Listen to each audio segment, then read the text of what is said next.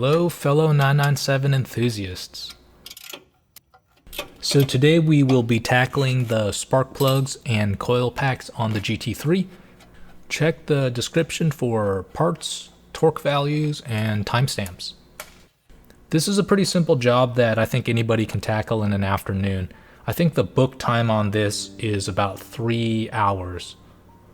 Once you've removed your wheels and made some room to work, start by removing the protective shroud from the head. This is held in place by 2 external torque bolts. If your coil packs have never been replaced, you will likely have the older style Torx fastening hardware like I do here. Porsche has since superseded this fastening hardware with a external Torx bolt, similar to the hardware that holds the shroud in place. I actually prefer the external Torx because I can actually get a socket on the hardware. Remove the 2 bolts that secure the coil pack and unclip the electrical harness. If you're having difficulty with the electrical harness, the harness itself has a small rubber boot that can be slid up, and this should reveal the actual connector. You can use a small flathead to carefully unclip this harness. Just be careful not to break it. Once you've removed the fastening hardware and unclipped the harness, the coil pack should just pop out. To remove the actual spark plug, you're going to need a spark plug socket and a handful of extensions of varying lengths. The 2 cylinders towards the front of the car actually have quite a bit of room to work with, but the cylinder towards the rear is pretty tight. Before I actually remove the spark plug from the cylinder, I like to blow the area out with compressed air, just to remove any debris or foreign objects that might unintentionally enter the cylinder. With the flat 6, I am less concerned, but it's still good practice.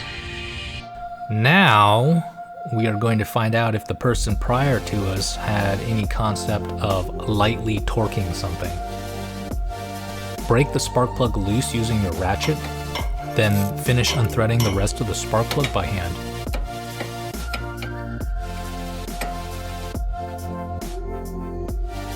Once the spark plug is out, inspect it for any abnormal wear. After about 25,000 miles, this plug actually looks pretty good. Alright, spark plug preparation. There are a lot of schools of thought on how to prepare a spark plug, but this is the method that has worked well for me. There are 2 main areas that we need to be concerned about. The first is the metal body, and this contains the threads. The second is the ceramic insulator. These are the only 2 parts we will be applying anything to. Start by applying some dielectric grease to the ceramic portion of the spark plug. Do not apply this to the metal body. The dielectric grease will help prevent the spark plug boot from sticking to the spark plug body. Some people like to apply anti-seize to the metal threads. I prefer to use this ARP assembly paste. Double check your spark plug and make sure you don't have anything on the electrode or the conductor. Otherwise, you're going to turn your spark plug into a plug. The reinstallation is equally as simple. Insert the spark plug into your spark plug socket, then carefully slide it into your cylinder.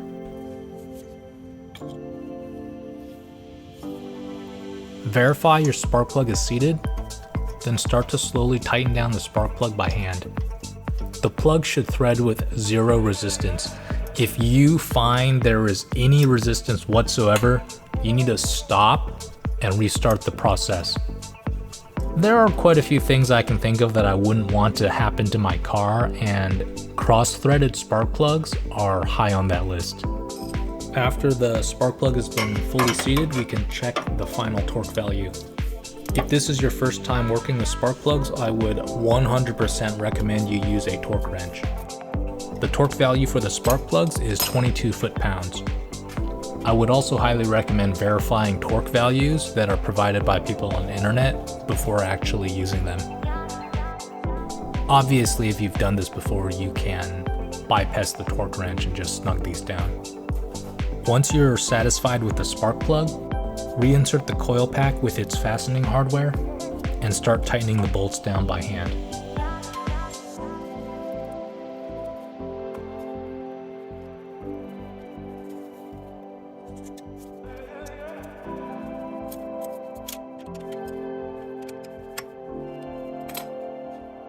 I found that it's actually easier to reattach the harness before torquing everything down.